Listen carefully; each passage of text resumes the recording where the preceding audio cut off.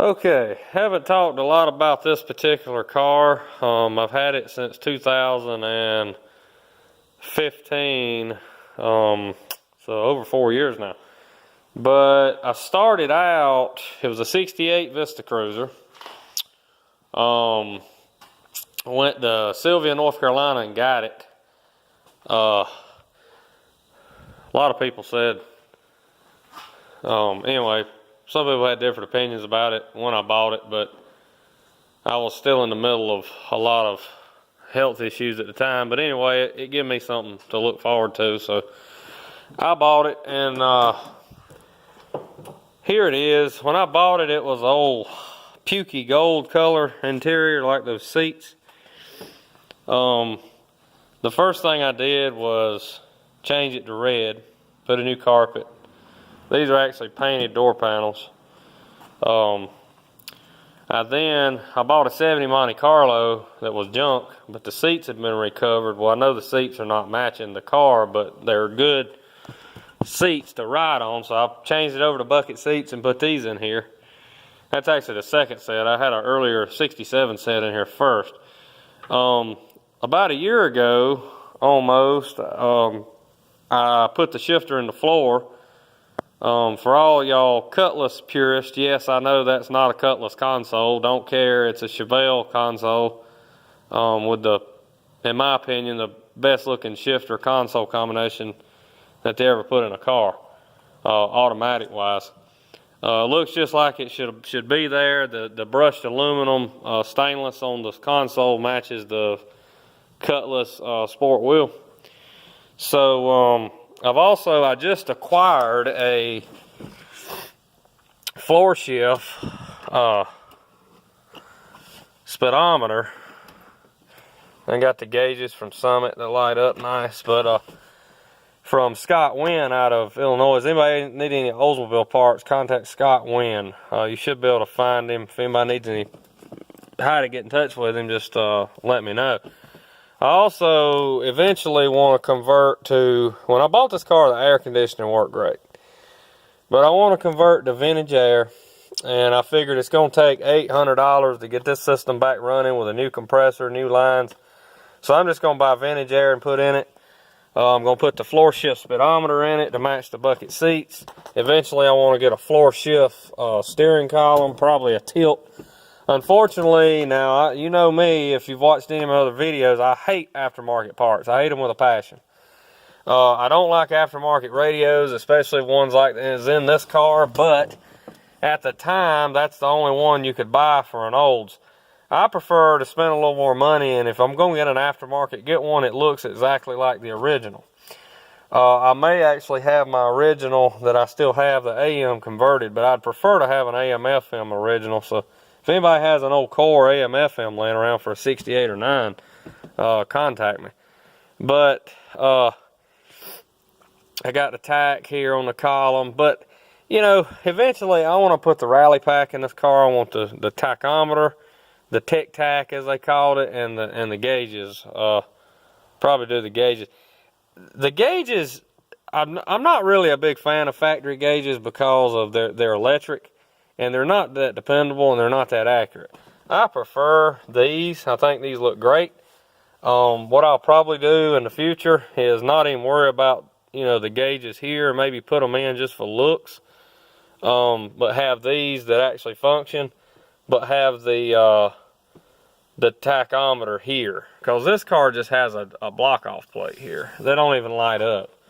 So that's some of my plans. As you can see, I've been to the Daytona Turkey Run. I've been there 3 times in this car. The windows have been tinted. Like I say, all the interior has been painted. I've had the moon roof pulled out. This is what made it a Vista. It had glass in the top. These here are made of a process called unobtainium. That means they don't make them new. So tail lights for these are hard to find. 68, the back bumpers are hard to find. $700 just to have one plated. So the good thing about a Vista Cruiser is From these seats forward, it's a Cutlass.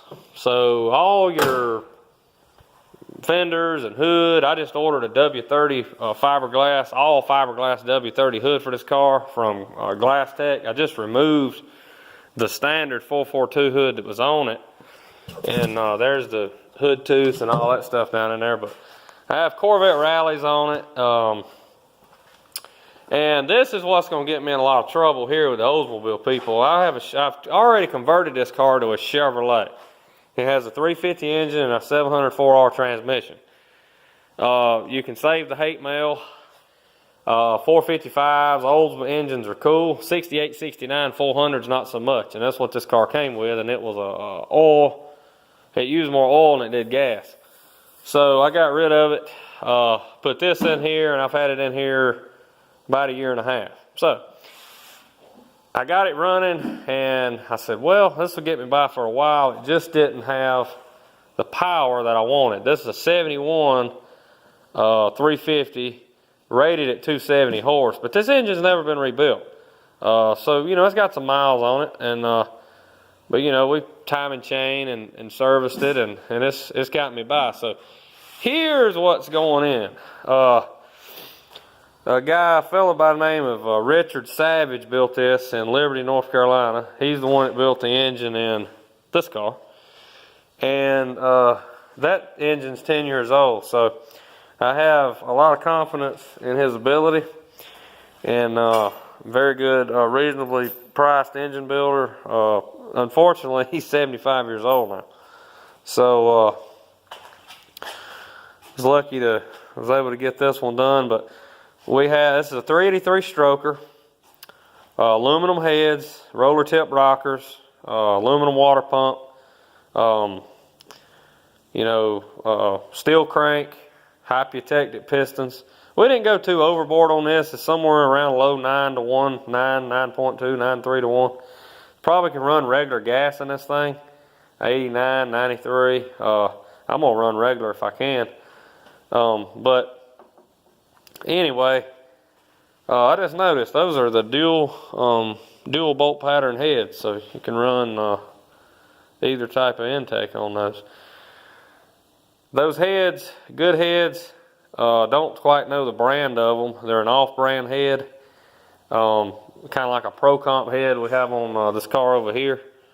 Y'all can pay $1,500 for heads, have at it. I'm not going to. I don't have that kind of money. I'm on a budget. So this engine was built on a budget. 400-ish horsepower, 450 foot-pounds of torque, probably over 400 horse. I'm going to run a quadrajet, and I'm going to run cast iron manifolds. So I'm trying to go for fuel economy and being able to drive it and still, you know, have plenty of power to pass somebody.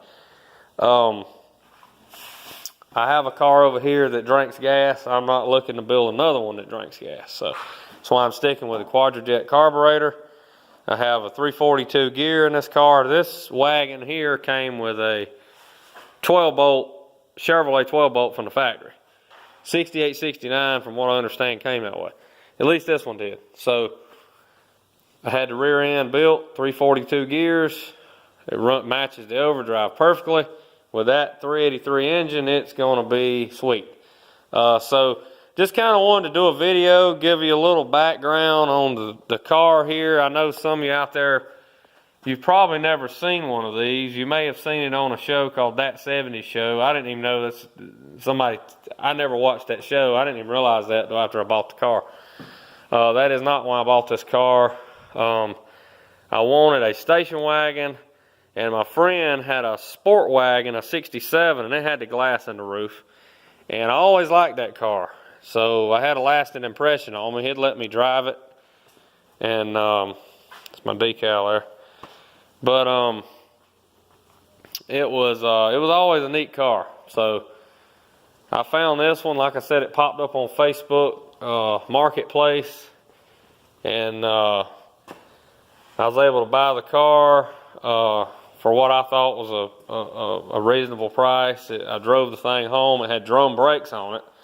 It's been converted to disc off of a junk Monte Carlo. So another thing, I don't believe in using aftermarket disc brakes. I like to use an original set off of a donor car when I can. You just don't know where all that stuff's coming from. Most of all that Chinese stuff is just not too good. So anyway, it's got original OE brakes. It's got, and here's something else. All right, this is a 68. Okay, a lot of you are gonna say, well, how is this a 68? Well, it's a 68. I've put a 70 radiator support, a 70 bumper, grills, and a 70 hood, and hinges. The fenders are 69 that have the dual holes for both hinges. But I never cared for the 68 front end. So here it is. This is what it's going to be. I've got the hood for it. I just bought, like I said. I'm going to sell the other hood, the standard hood. I'm going to have the scoop hood, the W30 hood on here. And the only issue with running a 70 bumper is the bumper don't quite G-haul with this fender. So I'm going to have to, when I paint this car one day, I'm going to fix this here. I'm not worried about it at the moment. But overall, this car is pretty darn solid. I've done took all the crap wood grain down off the side. I'm going to do away with all the trim holes down the side. And I'm not going to put any wood grain back on the car, except maybe, and this is a big maybe, back here on the tailgate. A lot of, even El Caminos and stuff had some wood grain back here. So I'm going to leave the chrome on the tailgate because the tailgate's too plain without it. And may add either just a different color, like a red or a black there, or the wood grain. I haven't made up my mind yet. So I've got my quarter panel fixed. It was hit twice. Once before I got it, both times before I got it. So some damage there. I'm going to try to see about paintless dent if I can pull some of that dent out. But anyway, I just wanted to give some of the people that's been watching my channel something different here tonight. Again, a 68 Vista Cruiser wagon, Olds. Bucket seats, console, sport wheel, red interior. Little something different. I like this car. As far as the cars I bought and like to drive, I enjoy driving this car as much as I do any car I own. I like my Monte Carlos, I like my 57 Chevrolet, but there's just something about this thing. This thing's cool, and I like it. So I enjoy working on it.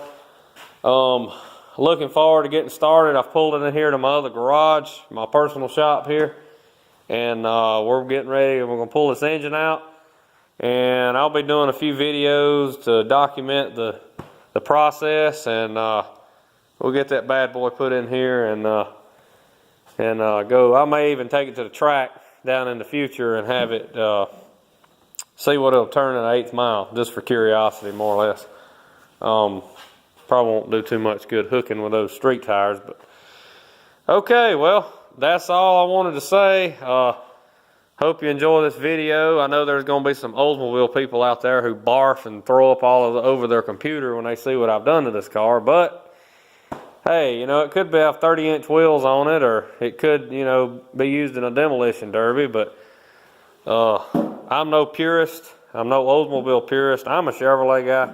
But Chevrolet never made a wagon this cool. And I'm personally not a fan of a Chevelle. This is a Olds Cutlass wagon. Same size as a Chevelle, a little longer, because a Vista Cruiser actually had its own special frame. But just never was a real fan of a plain wagon. Even a Cutlass or a Buick just don't look as good without that roof rack and that glass in the top. There's actually 3 windows back here. One there, and one on the other side. And this is another thing. Do not break this. Can't buy it new. Everything else you can get. Windshield, that's easy. That's something to replace. Okay. Like, share, comment. If you're an Oldsmobile purist, I know. You don't have to tell me. I know you don't like what I'm doing. That's okay. That's okay. But I go to an old show one day, I'll just put a padlock on the hood and not raise it. All right. like, share, comment. Be sure to check back for more updates and videos on this project of mine and the 70 Monte Carlo customer project. I also wanted to briefly mention on this car later this year, we're going to be taking out the aftermarket shifter and putting the factory shifter back in with a detent plate made by someone in the Monte Carlo club that'll do what that shifter will do. Probably also going to have my seats bolstered, changed a little bit, and do a few other upgrades while I'm at it. So stay tuned for that. Stay tuned for videos on this, and that's all for now.